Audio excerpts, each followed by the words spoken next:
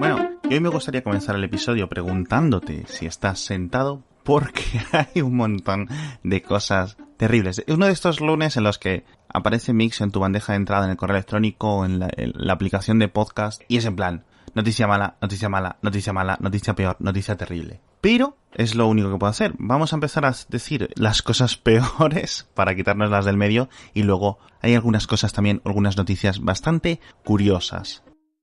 Pero antes, ya sabéis, el patrocinador, los chicles Book, que podéis encontrar en boogum.com, y es lunes por la mañana, ya te has tomado tu café, ya te has tomado tu té, ya te has tomado un refresco, pero a la media hora es como si no hubieras tomado nada. Nada te afecta, las dosis de cafeína tradicionales se la resbalan a tu cerebro. Pues mi recomendación es que pruebes los chicles Militari con el triple de cafeína que los chicles Energy que tienen los de Boogum. A pesar del nombre, que no es de miedo, a mí me daban miedo cuando los recibí por primera vez, pero no es más que el mismo chicle, mismos compuestos, cafeína, guaraná, etcétera, pero por triplicado. Bueno, para los lunes malos, muy malos como este, para cuando estás haciendo deporte y necesitas tirar un poco más, para cuando necesitas aguantar un poco más una noche de estudios o un día de trabajo que no acaba nunca, bueno, pues para ese tipo de momentos están estos chicles, ya sabéis, discretito, te tomas el chicle y no eres el loco de la oficina que lleva el cuarto café de la mañana, así que ya sabéis, os pasáis por wugum.com, wugum.com y utilizáis el código MIXIO, MIXXIO, para tener un regalito secreto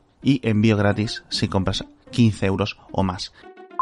Pero bueno, tema de las noticias, mala leche, mala baba, mala todo. Nueva documentación filtrada de Dragonfly, ya sabéis, el proyecto, el prototipo de motor de búsqueda, de buscador previamente censurado por Google para China. Sabemos que va a ser terrible, sabemos que va a no dejar a los ciudadanos chinos buscar un montón de términos clave que el gobierno de Pekín le vaya diciendo a Google en todo momento. Ya sabéis que estos son unos términos que se van actualizando casi al minuto, un tipo de censura como no ha habido en la historia de la humanidad. Y que Google sigue queriendo entrar a este mercado por el dinerito, ¿no? Por el interés. Te quiero, Andrés, le dice Google a Pekín. Pero bueno, digo, nueva documentación revela que Google, dentro de los procesos, dentro del nuevo sistema, va a almacenar, va a guardar el número de teléfono del usuario que hace cada búsqueda con la búsqueda que ha hecho. Esto lo va a hacer en unos servidores que van a estar accesibles por el gobierno de Pekín. Ya sabéis que el gobierno de Pekín, si quiere los datos de una empresa, no tiene que ir por una orden judicial, no tiene que ir, dice, no, quiero este dato, y se lo tienen que dar.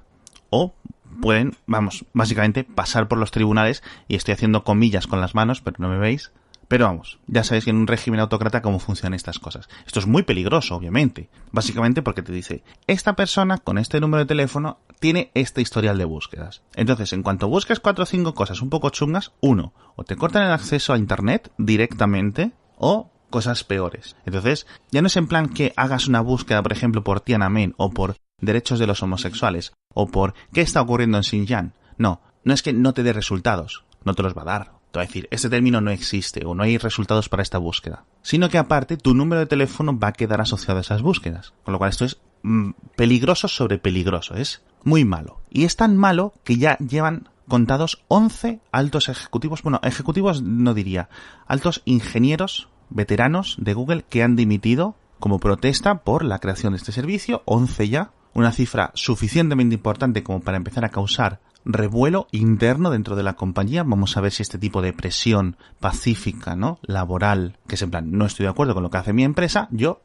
hasta luego, buenas tardes. Son ingenieros bien pagados que pueden conseguir otro trabajo fácilmente en cualquier otra de las empresas de las inmediaciones a las de las oficinas centrales de Google, con lo cual, pues digamos, pues es un riesgo pequeño para ellos, pero es un riesgo tener que abandonar tu carrera, ¿no? De a lo mejor 10 años en Google, 5 años en Google, como protesta política por este aspecto. Bueno, esta es la parte o la cosa mala número 1. Cosa mala número 2. También de Google. Resulta que muchos usuarios, aparentemente miles de usuarios que tienen Android Pie, Android 9, se despertaron hace un par de días con que los ajustes de ahorro de batería habían cambiado. De repente estaban activos. ¿Qué había ocurrido? ¿Ha sido un fantasma? ¿Ha sido un error? ¿Qué es lo que ha pasado? La gente empezó a ponerlo en Twitter, a ponerlo en foros. Oye, es posible que sea un error, pero ¿a alguien más se le han activado estas cosas por defecto? O sea, esta noche. Y la gente empezó, oye, sí, pues a mí también. Y empezó a hacerse una bola y empezó a llegar a Reddit, a los blogs de tecnología pequeños. Y la gente se preguntaba qué es lo que podía haber ocurrido. A lo mejor era un fallo de seguridad, a lo mejor era un fallo de programación, ¿no? Y no, resulta que el equipo de desarrollo de los Google Pixel ha admitido que se les fue la mano con un experimento interno y cambiaron los ajustes internos, estos ajustes de configuración, a los usuarios de Android Pie. No se sabe si a todos, que son millones, pero no son los que tengan un Google Pixel, los que tengan un OnePlus con Android Pie, los que tengan un Samsung, los que tengan otros dispositivos que estén funcionando en Android Pie y que tengan los servicios de los Google Play Services, que ya sabéis es, digamos, la capa mágica que hace todas las cosas mágicas, por decirlo así, de Android, y que se les había escapado este experimento, se les había derramado, por decirlo así, y habían cambiado los ajustes de los usuarios. Y dices tú, pero espera, vamos a ver, quieto parado. ¿Cómo es posible que Google pueda cambiar remotamente los ajustes técnicos de mi teléfono sin una notificación, sin una alerta, sin un mensaje, sin un oye, que te hemos cambiado las notificaciones por error, perdónanos? No volverá a ocurrir, ¿no? O sea, es que no entiendo. Y por otra parte, o sea, ¿esto se puede hacer? Yo no lo sabía. Esto es nuevo, de Android Pie. ¿Esto cuándo existe? ¿Qué ajustes se pueden cambiar? O sea, si yo me compro un teléfono de 100 euros o de 1000 euros con Android Pie, ¿puede llegar Google de repente y cambiarme las configuraciones? ¿Puede activarme Bluetooth? ¿Puede activarme la localización? ¿Puede activarme el chip GPS de forma remota? O sea, me parece una locura que este tipo de tecnología esté activa. O sea, directamente que se haya programado en una primera instancia, ¿no? Sinceramente me he quedado un poco loco. No sé si alguno de los oyentes sabrá mucho más de esto, recordad que me podéis contactar, pero es preocupante. Bueno, y vamos a dejar un poco Google atrás, vamos a cambiar un tema ligeramente distinto. Unos académicos de Stanford han encontrado que durante los últimos 24 meses, los últimos 2 años, desde que llevamos hablando de todo este contenido falso, las fake news y tal, que los esfuerzos de Facebook están teniendo resultados, ya se están notando, y han cifrado en un 50% la caída de actividad en los artículos que son marcados como noticias falsas. O sea, que ellos, estos académicos, han identificado como que son enlaces, es contenido en general de noticias falsas. Por actividad se refieren al número de likes, al número de compartidos, al número de comentarios que este contenido genera. Esto en Facebook, lo cual es una muy buena noticia y indica, por otro lado, que la guerra de Facebook contra el contenido falsificado poco a poco se va ganando, así que, de momento, muy bien para Facebook en este aspecto. La verdad es que esto hay que encomendárselo. Ojalá pronto esta cifra crezca, este 50% crezca a un 80%, a un 90%. Pero todo tiene una cara mala. Si Facebook lo está haciendo si Facebook lo está haciendo bien, Twitter lo está haciendo muy mal. Porque en los mismos 20 meses, en el mismo periodo de tiempo, los mismos enlaces a las mismas noticias en Twitter han triplicado su actividad. Es decir, tienen más retweets, más favoritos, más todo. Esto es un poco complicado, no se puede realmente comparar. Bueno, se puede comparar, quiero decir, lo acabo de hacer. Pero durante los últimos 2 años, Twitter se ha centrado más en reducir el número de spam, ¿no? El número de bots, el número de cuentas maliciosas o el daño que estas cuentas pueden hacer. Y lo hemos comentado en VIX en otras ocasiones, como están teniendo buenos avances. De momento siguen siendo insuficientes, pero sí vemos cierto progreso. Entonces, Twitter no está luchando contra las noticias falsas, de momento está intentando ir a la fuente, ¿no? A la distribución de las noticias falsas por estas cuentas automatizadas. Pero claro, seguimos quedando, digamos, los humanos de verdad que nos creemos las noticias falsas, las compartimos porque reafirman nuestros sesgos políticos, nuestros sesgos de muchos aspectos, ¿no? Con lo cual, bueno, eso Twitter no puede hacer mucho, así que de ahí que llegue este alza de las noticias falsas o de la distribución de noticias falsas en Twitter. Vamos a ver cómo siguen esas cosas a lo largo de 2019, pero de momento ya digo, muy bien por Facebook.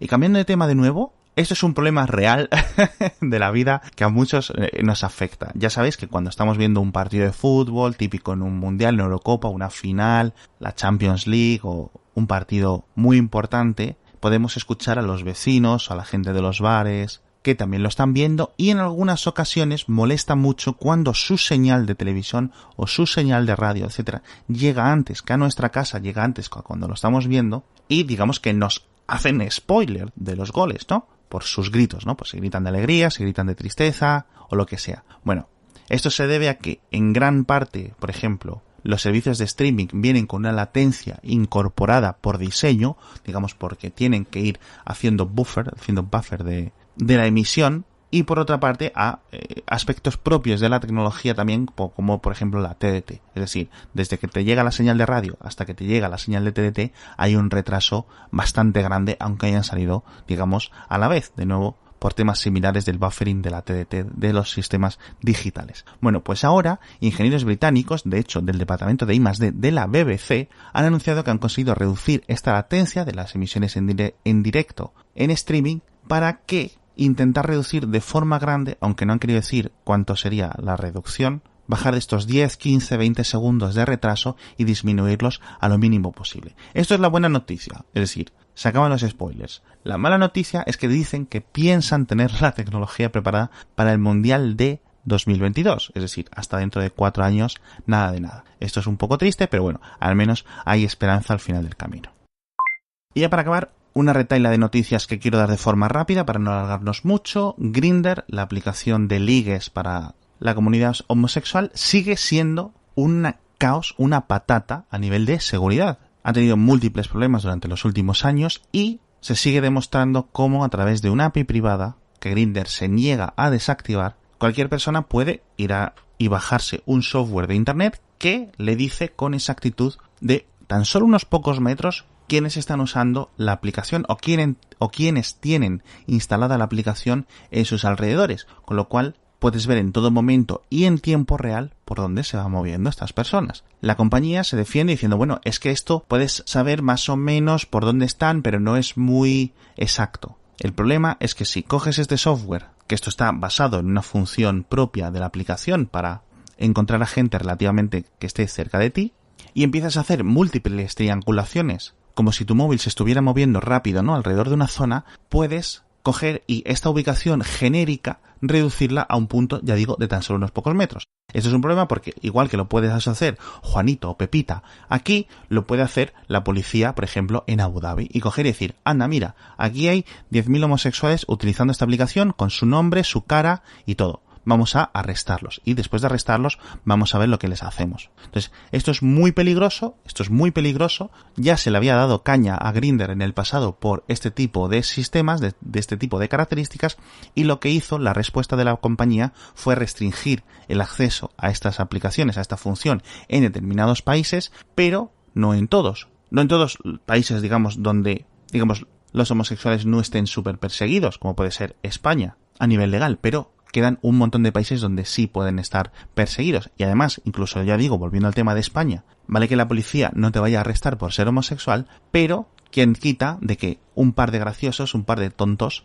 cojan esta aplicación, se pongan en un ordenador, identifiquen quiénes están en los alrededores y se dediquen a ir a darles una paliza, por ejemplo. Entonces, esto me parece peligroso y los usuarios de Grindr que podáis desactivar esta opción, desactivarla, y los que no, pues intentad, yo que sé, desactivar el GPS, o bueno, no se me ocurre muchas soluciones.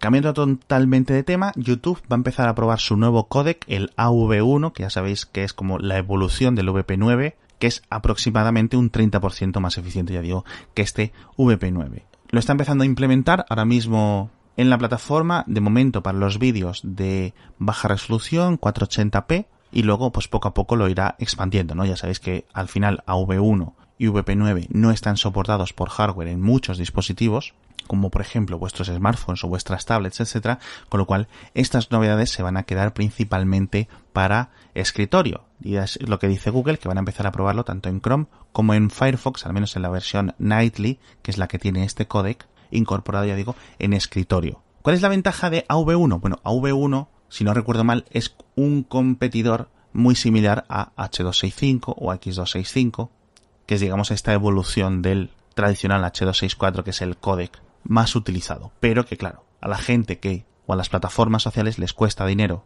utilizar estos códecs, mientras que VP9 o AV1 pues son baratos. Entonces esto es lo que quiere promover YouTube con estos códecs. El problema es que la mayoría de smartphones, la mayoría de tabletas vienen con un procesador, con un chip pequeñito incorporado que permite hacer la codificación en hardware directamente, que es mucho más eficiente que hacerla en software, como lo hacen los ordenadores de escritorio. Así que, pues eso, la batería, cuando estás viendo vídeos online, dura mucho más si estás viendo en H264, en H265, que en VP9, que en AV1, etc. Así que de momento, un códec importante, un códec que va a coger peso, pero son cosas que, digamos, van a ir a muy largo plazo.